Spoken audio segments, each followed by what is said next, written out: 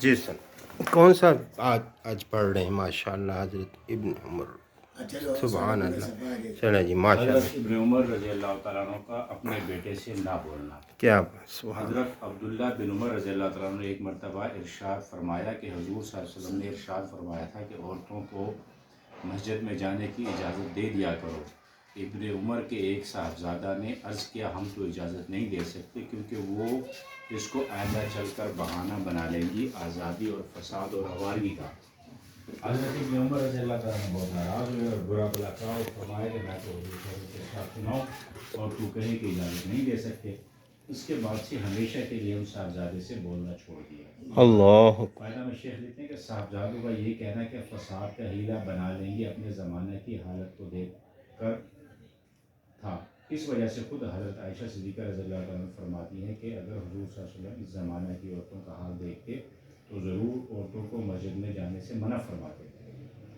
حالانکہ حضرت عائشہ صدیقہ رضی اللہ تعالیٰ عنہ کا زمانہ حضور اکرم صلی اللہ علیہ وسلم کے زمانہ سے کچھ زیادہ بات کا نہیں تھا، لیکن اس کے باوجود حضرت ابن عمر رضی اللہ تعالیٰ عنہ کو اس کا تحمل نہیں ہو سکا کہ حضور صلی اللہ علیہ وآلہ وسلم کے ارشاد کو سن کر ان میں کوئی تردد یا تعامل کیا جائے، اور صرف اس بات پر کہ حضور صلی اللہ علیہ وسلم کے ارشاد پر انہوں نے انکار کیا عمر بھر نہیں بولے.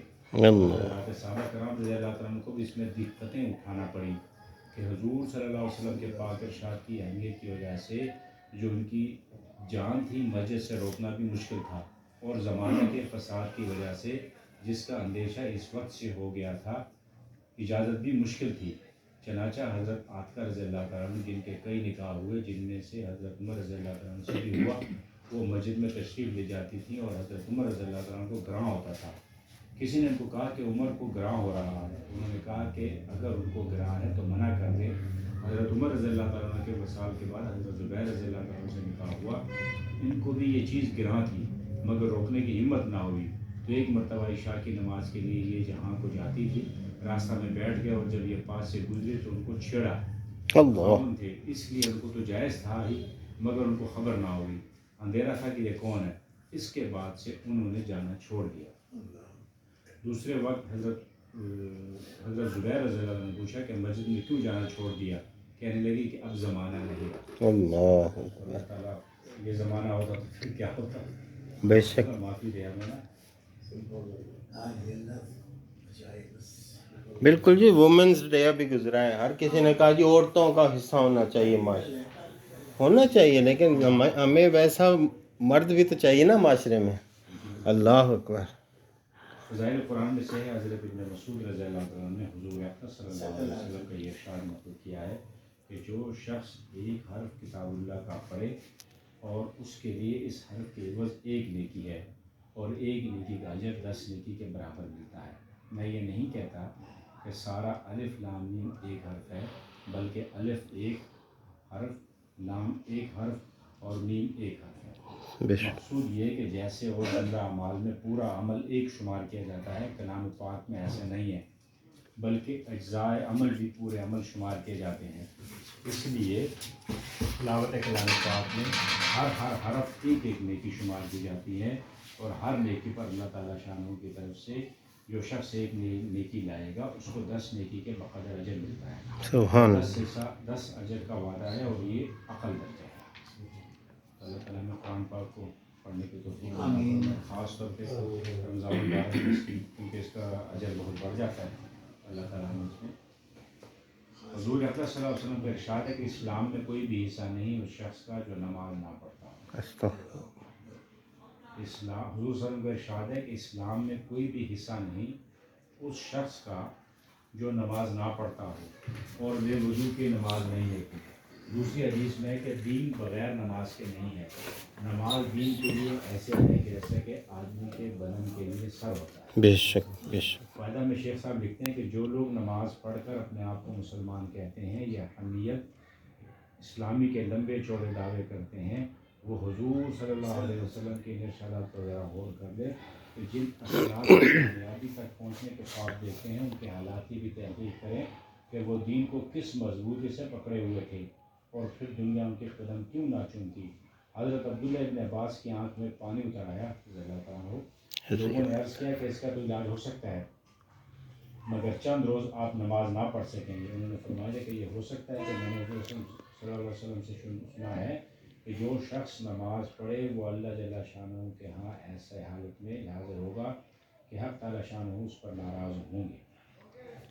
یہ تو ہمارے اکابرین اور ہم کیا کرتے ہیں نماز کے ساتھ. اللہ تعالیٰ نے معافی دے اور اس کو پڑھنے کی توفیق عطا فرمائے. کیوں؟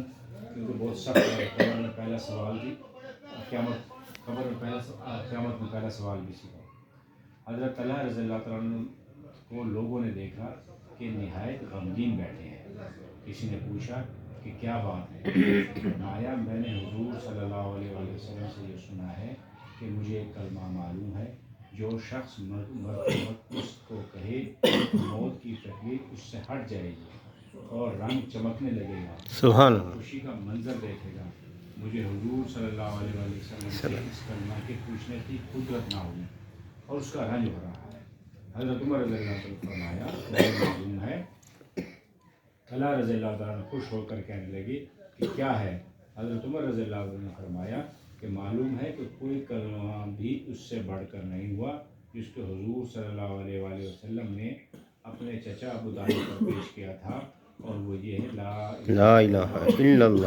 اللہ. یہی ہے اللہ. یہی ہے کلمہ طیبہ کا سراسر نور ہونا بہت سی روایات سے معلوم اور مفہوم ہے.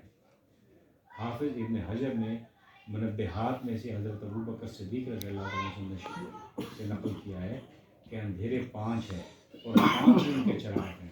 دنیا کی محبت اندھیرا ہے جس کا چراغ تقویٰ ہے. بے شک. اور گناہ اندھیرا ہے جس کا چراغ توبہ ہے. قبر اندھیرا ہے جس کا چراغ لا الہ الا اللہ. اور آخرت اندھیرا ہے جس کا چراغ نیک عمل ہے. اور کل صراط اندھیرا ہے جس کا چراغ یقین. بے شک.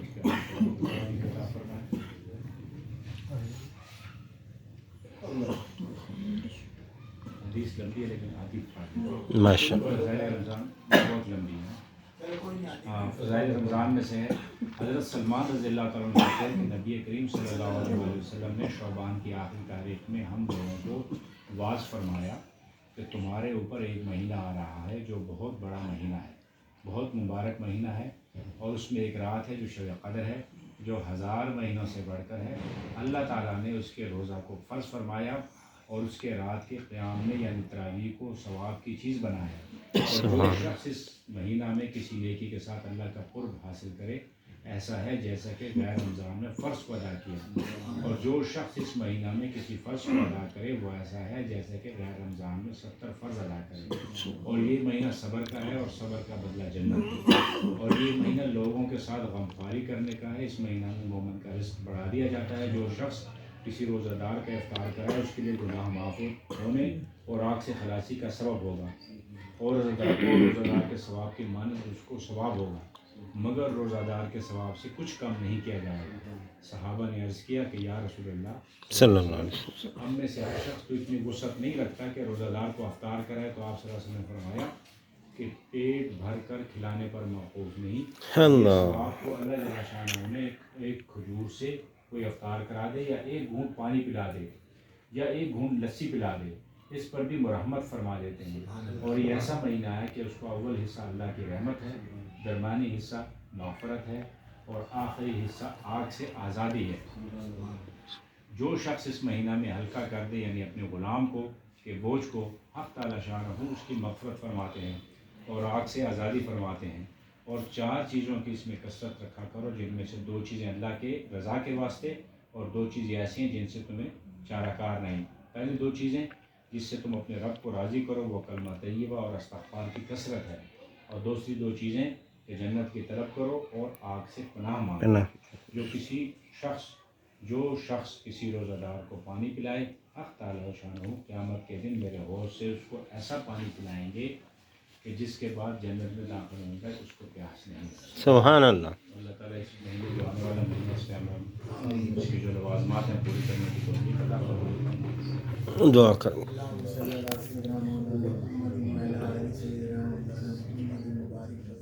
آمین آمین آمین آمین. الراحمين يا ارحم الراحمين ارحم علينا ہوں ربنا آتنا في الدنيا حسنة وفي الآخرة حسنة وقنا عذاب النار وقنا عذاب القبر وقنا عذاب الحشر وقنا عذاب الميزان وقنا عذاب الفساد ربنا لا تزغ قلوبنا بعد إذ هديتنا وهب لنا من لدنك رحمة إنك أنت الوهاب آمین ربنا اغفر لي ولوالدي وللمؤمنين يوم يقوم الحساب یا اللہ ہم سب کے صغیرہ کبیرہ گناہوں کو معاف فرما دے آمین یا اللہ ہم سب سے راضی ہو جا یا اللہ ہم سب کے لیے جنت کو واجب فرما دے آمین یا اللہ پاک آنے والے رمضان کو یا اللہ ہمارے لیے باعث رحمت بنا دے یا اللہ اس کا پورا احترام کرنے کی توفیق عطا فرما دے یا اللہ جو خاص سنا پڑا اس پر عمل کرنے کی توفیق عطا فرما دے یا اللہ ہماری دعاؤں کو حضور نبی کریم صلی اللہ علیہ وسلم قبول فرما لے جزا اللہ عنا محمد ما هو اهله جزا اللہ عنا محمد ما هو اهله جزا اللہ عنا محمد ما هو اهله سبحان ربك رب العزة عما يصفون وسلام على المرسلين الحمد للہ رب العالمین. بارک اللہ جی، اللہ پاک ہمیں توفیق دے. اچھا یہ رمضان میں تعلیم کا خیر اثر کے بعد ہے وہی شروع کرتے ہیں یہ جی ہمارا میاں صاحب کا ٹریڈیشنل یہ ایک مہمان نوازی کا انداز ملاحظہ فرمائیں. اس وقت الرازق پراپرٹی پہ تعلیم کا یہ عمل اپنے گھروں میں بھی اسٹارٹ کریں تاکہ ہماری مائیں بہنیں اور ہمارے مردوں میں ایک جیسی ذہنی ہم آہنگی پیدا ہو جائے، پھر معاشرہ ہمارا تشکیل دے گا انشاءاللہ.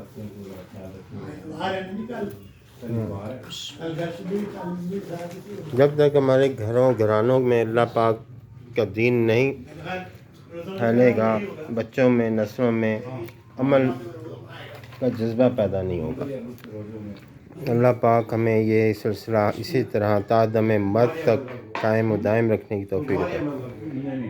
مسجدیں، مدارس، مارکیٹیں، گھروں کو ہم اللہ کے ذکر سے آباد رکھیں. اسی کے ساتھ نعمان کریم راجپوت کو اصلاح معاشرہ، اصلاح گھرانہ سے اجازت دیجیے. السلام.